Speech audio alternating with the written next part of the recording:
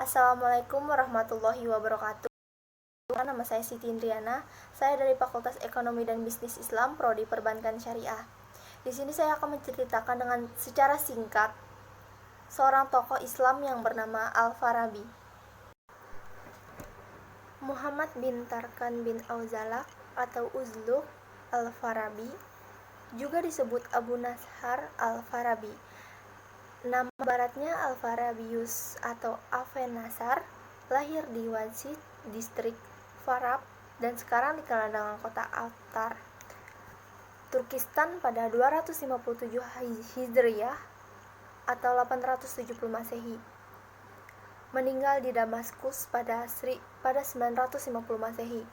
Namun ada yang menyebutkan Al-Farabi wafat di usia 80 tahun di Aleppo pada 950 Masehi. Jasadnya dimakamkan di Bab As-Saghir berdekatan dengan makam Muawiyah, seorang pendiri dinasti Umayyah. Tak jelas penyebab kematiannya. Beberapa menyebutkan ia meninggal begitu saja. Sebagian sumber lain menyebutkan ia meninggal karena dirampok dan dibunuh saat melakukan perjalanan dari Damaskus ke Askalon. Ayah Al-Farabi adalah seorang ofisir tentara keturunan Persia. Nama kakek dan nama kakek buyutnya pun jelas menunjukkan nama Turki, dan ibundanya berkebangsaan Turki. Al-Farabi menempuh pendidikan dasar di Faryab, Khurasan, dan melanjutkan ke Bukhara. Ia kemudian pindah ke Baghdad untuk melanjutkan pendidikan yang lebih tinggi. Di kota itulah ia mempelajari filsafat dan menguasai beragam cabang ilmu pengetahuan, seperti kedokteran, sosiologi, matematika, dan sebagainya. Al-Farabi juga belajar bahasa Arab dan Yunani, serta menulis sebagian besar bukunya di ibu kota Irak tersebut. Setelah tinggal selama 40 tahun di Baghdad, ia kembali ke Turkistan. Di sanalah ia menghasilkan karya terkenalnya, At-Ta'lim At-Tasani, yang membuatnya mendapat julukan Mu'allim At-Tasani, guru kedua setelah Aristoteles. Ia kemudian pergi ke Suriah dan tinggal di Aleppo. Ia juga berkunjung ke Mesir dan negara-negara lain. Beberapa karya yang diwariskannya yakni Kitab Al-Musika Al-Kabir atau The Great Book of Music, Al-Madinah Al-Fadilah atau The Virtuous City, Risalah Fi'il Akal atau Surat pada Akal, Kitab Al-Huruf atau Kitab Sastra, Kitab Ihsa Al-Ulum atau Kitab Pencacahan Ilmu Pengetahuan. Karya-karya beliau tersebut tersimpan baik dan dicetak menjadi buku rujukan. Buku Al-Madinah Al-Fadilah diterjemahkan dan dicetak Oxford, Inggris. Risalah Fi'il Akhal dan Kitab Al-Huruf dicetak di Beirut. Kitab Ihsa Al-Ulum diterjemahkan dalam Latin Spanyol dan menjadi sumber untuk ensiklopedia. Adapun Al-Musika Al-Kabir dicetak di Mesir. Selama hidupnya, Al-Farabi banyak berkarya. Jika ditinjau dari ilmu pengetahuan, karya-karya Al-Farabi dapat ditinjau menjadi 6 bagian. Logika, ilmu-ilmu matematika, ilmu alam, teologi, ilmu politik dan kenegaraan, bunga rampai atau kutub punawah. Karyanya yang paling terkenal adalah Al-Madinah Al-Fadilah atau kota atau negara utama, yang membahas tentang pencapaian kebahagiaan melalui kehidupan politik dan hubungan antara rejim yang paling baik menurut pemahaman Plato dengan hukum ilahiyah Islam. Filsafat politik Al-Farabi, khususnya gagasannya mengenai penguasaan kota utama, mencerminkan rasionalisasi ajaran imamah dalam Syiah. Al-Farabi adalah filsuf muslim, jadi semua pemikirannya tentu berkaitan tentang filsafat. Contohnya pemikiran Al-Farabi tentang filsafat ketuhanan. Ia telah berhasil menciptakan filsafat Islam yang mempunyai watak dan ciri khas tersendiri. Pemikiran Al-Farabi secara umum dapat dilihat bahwa dalam filsafat sangat begitu kompleks sehingga apa yang dibicarakan oleh para filsuf muslim sesudahnya hampir sudah pernah disinggung para pewaris logika Aristoteles ini. sehingga melihat ketajaman pisau analisis dan kepiawaiannya serta kesalaman filsafatnya, Al-Farabi pantas mendapatkan segudang anugerah sanjungan dari berbagai para filsuf muslim. Filsuf muslim dalam arti yang sesungguhnya, serta ada juga yang memberi sanjungan bahwa Al-Farabi adalah peletak dasar filsafat Islam. Teori ketuhanan sebagian besar para filsuf Islam berlandaskan pada dua asas penting, yaitu tauhid dan tanzih, mengesakan dan memahasucikan Tuhan.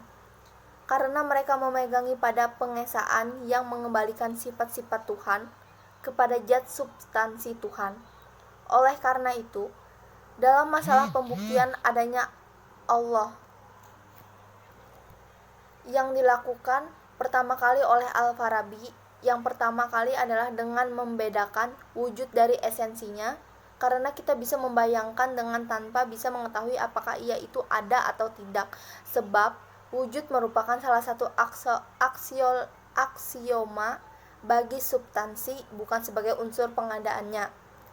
Menurut Al-Farabi, prinsip tersebut berlaku bagi selain Yang Maha Esa Subhanahu wa ta'ala, yang wujudnya tidak bisa terpisah dari substansinya, karena ia adalah yang maha pertama dan harus ada dengan sendirinya. Pada kesimpulannya, bahwa tidak membutuhkan pembuktian yang panjang itu untuk menetapkan ekstensi Allah, dan kita cukup mengetahui zatnya untuk menerima ekstensinya sekaligus. Al-Farabi membagi ilmu ketuhanan menjadi tiga, yaitu yang pertama, yang berkenaan dengan ekstensi wujud-wujud, yaitu ontologi atau hal-hal yang menjadi padanya sebagai wujud. Yang kedua, bagian yang berkenaan dengan substansi material, sifat dan bilangannya, serta derajat keunggulannya, yang pada akhirnya memuncak dalam studi tentang suatu wujud sempurna yang tidak lebih besar daripada yang dapat dibayangkan, yang merupakan prinsip terakhir dari segala sesuatu yang lainnya mengambil sumber wujudnya, yaitu seperti ilmu teologi, ilmu fantik atau logika, matematika, dan ilmu juziyat lainnya.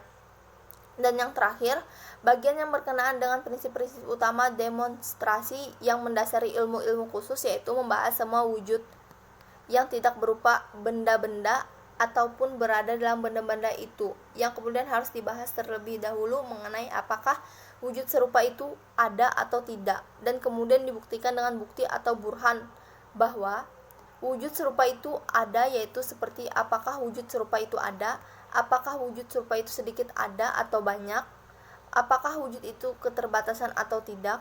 Kemudian dibuktikan dengan burhan bahwa keterbatasan, kemudian diperiksa lagi apakah martabat wujud itu tunggal ataukah banyak dengan sebagian lebih tinggi dari yang lain dalam kesempurnaan.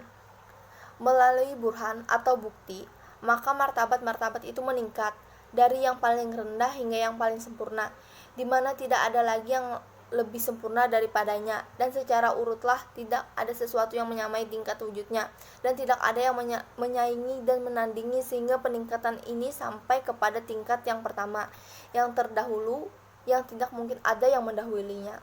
Wujudnya tidak disebabkan oleh sesuatu yang lain, maka Yang Maha Esa adalah yang pertama dan yang terdahulu secara mutlak. Sedang adanya wujud yang lain adalah disebabkan adanya wujud yang pertama itu. Al-Farabi dalam pembahasan tentang ketuhanan memadukan antara filsafat Aristoteles dan Neoplatonisme, yakni al-mawjud al-awal atau wujud pertama sebagai sebab pertama bagi segala yang ada. Konsep ini tidak bertentangan dengan keesaan yang mutlak dalam ajaran Islam.